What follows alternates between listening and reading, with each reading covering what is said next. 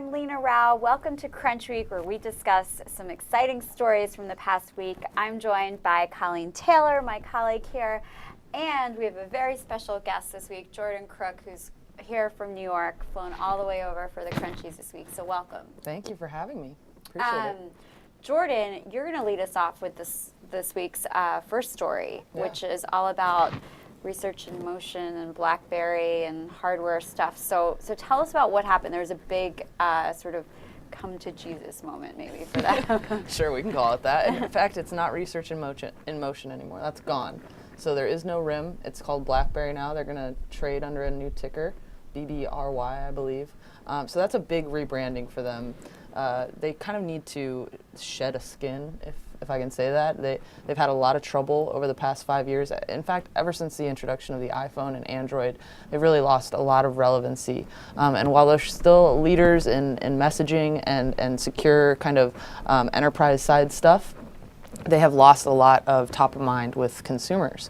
And so this is really their last shot to bring something to market that's going to really excite not only their loyal users, but their new users, people that have strayed away to iPhone and Android. And so what that means is they've actually released a brand new operating system, which is intense. I mean, it takes a lot of time and energy and resources to build an OS from the ground up. It's called BB10. And it's actually really nice. They have 2 new devices to come out with it. One has a keyboard in the true, Blackberry style, and the other one is all touch. But their big focus right now is just being able to have everything kind of centralized. So they're focused on this hub idea. So all your social networks, all your email, all your calendar is all collected into this one place. It's all updating in real time. And it's actually a really great offering. The question is just going to be whether or not it's enough to catch up. And you were at the event. It's in New York City, right? And I understand there was a celebrity guest. There was. Thorsten Heinz, or Torsten, I think is what he goes by. He's the CEO now. He replaced the co-CEOs that founded the company.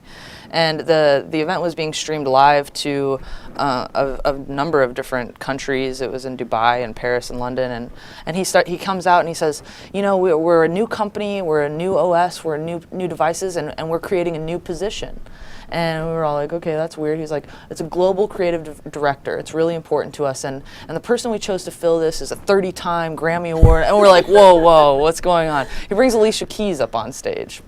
So Alicia Keys is now the global creative director of Blackberry. And what that means is entirely unclear. Yeah, do you think that means it's going more towards a music focus? I mean, that's no, it's not. Okay, I think what they're focused on is they want people to be, they want to have the same type of platform that iPhone and Android have, which means that you can create content just as easily as you can consume it with your phone. So for Alicia Keys, she's going to be creating, music videos on her next world tour. But I think more importantly than that, it's a huge risk that Blackberry is taking by doing this, because they're selling out in a lot of ways, making her someone who has no background in technology. In fact, a year ago, she claimed she was an iPhone junkie. So this is, it's rough. It's essentially her. Branding. She's saying, I'll take money to use RIM, and they're saying, we'll give her money if she makes us cool again, which, as a star who was popular about a decade ago, I don't know if that's the best choice. We see a lot of celebrities. I keep seeing the ads with Gwen Stefani and Jessica Alba for the Windows Phone. Right. You see a lot of celebrities hawking tech things, but to make someone a global creative director is kind of a bigger investment. That seems to be a trend. will.i.am was just appointed creative lead at Intel or something. Right. That's right. So I think that it's not a bad idea, because it does bring something new to the mix. These are people that are growing up in our generation. They understand the consumer probably a little bit more than some CEO in a German CEO who's 50 or 60 or whatever. But it doesn't necessarily set well with the media, who knows that this is make or break for RIM, and Alicia Keys isn't going to save you. I'd like to know how much they're paying her. Yeah, I know. actually asked, and she would not disclose. And I also asked what phone she used to use before I knew it was an iPhone, and she wouldn't tell me that either. But I do know that a day before the conference, she was tweeting and Instagramming from her iPhone. Well, it should be interesting to see if Blackberry can now, I don't know, if this could be the thing that saves the company, or is this it? You know, so we'll check back in a few months to see how those sales are going of those devices and how Alicia Keys is helping that.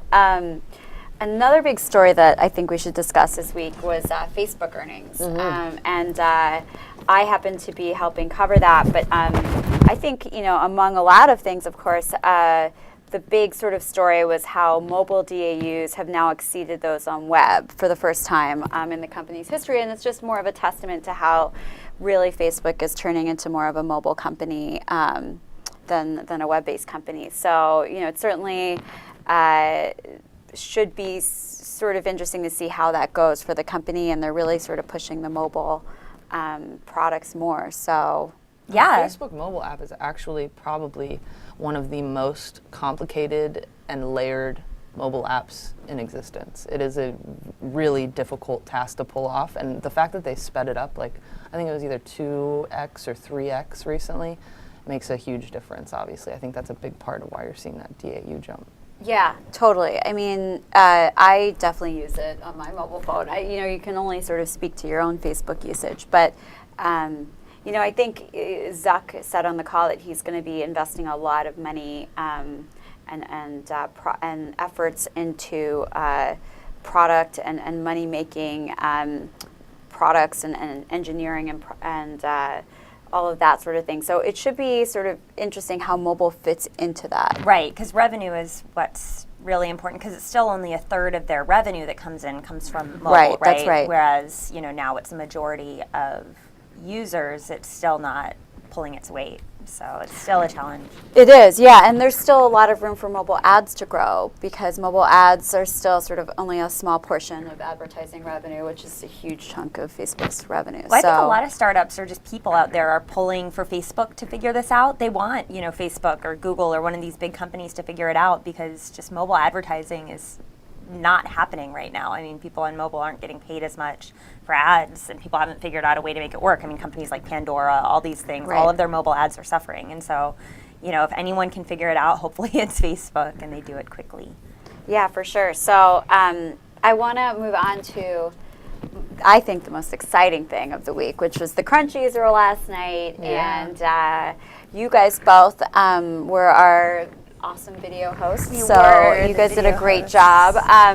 So what were your favorite moments from last night? Oh, gosh. My favorite moment was when Greg Bartow called Jizza of the Wu-Tang Gizza. Clan Gizza.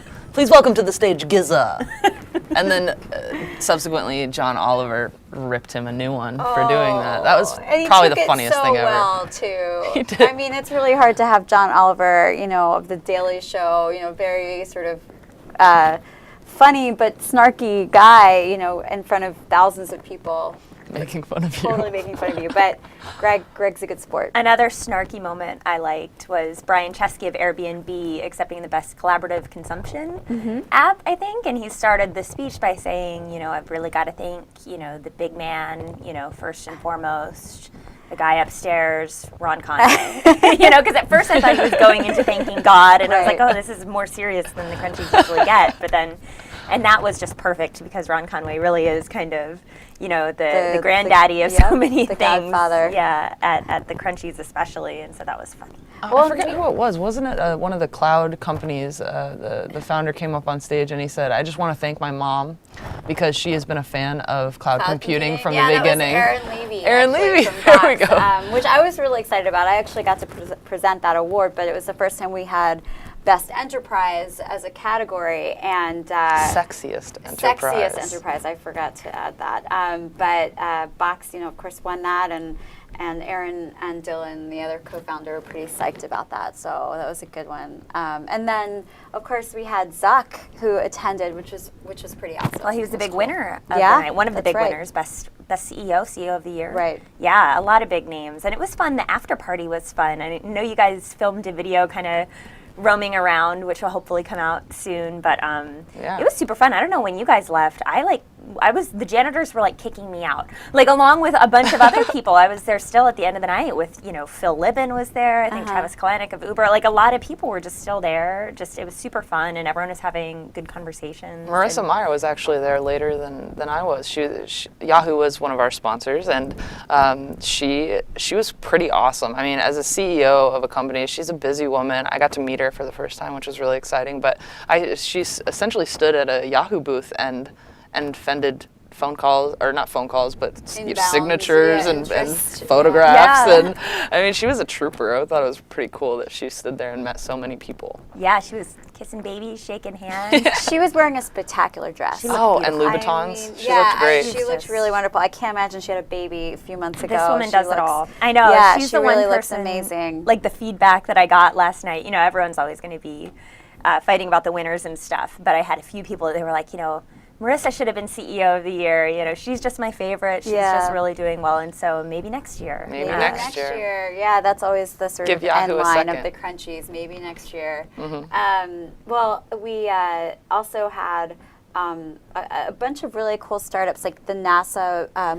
Mars Curiosity won, right? Mars rover won for best technological achievement, which I thought was really cool. And the creator got up there and seemed really excited to be at the Crunchies, which is a first, I feel like, for TechCrunch to have someone that's not like in the scene, I guess. And it makes a lot of sense because the Mars Curiosity rover is actually like it was a really, really high chance of failure. There was about I think it was somewhere between a dozen and 20 different processes that had to happen from the course of landing and safely getting onto the planet, and all of them went as planned, and that's just incredible. It was just such a beautiful device too. That's right. And the way that they allowed it to land, and it deployed this, and then it deployed that, and then this shot down, and then this came up. It was just so cool, and it just seemed so improbable that it would actually work. So yeah, that was a big moment. It was. Were there any big upsets for you guys for the Crunchies? Anyone that you kind of expected to win that didn't get the... Well, the one time that there were boos in the audience, which is always kind of fun, is when Uber got runner-up for the collaborative consumption. I was actually just gonna say that. I thought maybe some people thought Uber should have won for the award that Airbnb ended up getting, right? So yeah, it's an Uber-friendly crowd. It is, sure. yeah. I think I took an Uber to and from. I'm sure you did. So, riding in class. Yeah, of course. Just lean around. No, I also noticed that on Twitter, a lot of people were not only on Twitter, but in our comment section, a lot of people were upset that Elon Musk didn't win Founder of the Year and Kevin Systrom took it from him. Yeah. And that's a tough one to call because Instagram gets a bad rap for being like this simple app that never generated any revenue and kind of took $1 billion exit, and that's that. Finished. Whereas Elon Musk obviously has created a car that can drive across the country with no gas and launched a commercial spacecraft. But I thought that was kind of interesting that people were a little bit upset with that, although I bet all of those people are using Instagram. That's true. They were probably using Instagram to take the photo. That shows how upset they are. How upset they are. Well, that's all the time that we have for this week. But Jordan, thanks for joining us this week, and we will be back next week. Thanks so much.